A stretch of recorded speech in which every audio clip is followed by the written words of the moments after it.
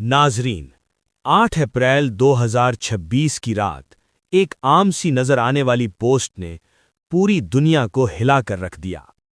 क्या वाकई मशरिक़ वुस्ता में अमन आ गया है या ये सिर्फ एक खामोश वक्फा है?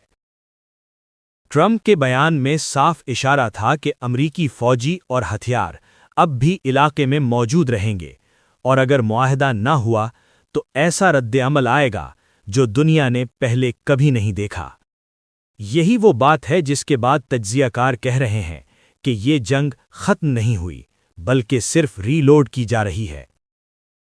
दूसरी तरफ इसराइल के अंदर से भी आवाज़ें आ रही हैं कि नेतन्याहू अपने तीनों बड़े जंगी मकासद में नाकाम रहा है। न हुकूमत बदली, न न्यूक्लियर प्रोग्राम खत्म हुआ और न ही मिसाइल सिस्टम खत्म किया जा सका।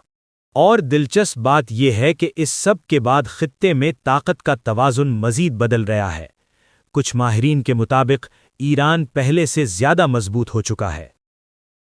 तो क्या ये वाकई अमन है या अगली बड़ी जंग की तैयारी? अगर आप इस पूरी कहानी की मुकम्मल तफसील जानना चाहते हैं तो ज़ावियार टीवी पर हमारा मुकम्मल वीडियो ज़रूर देखें।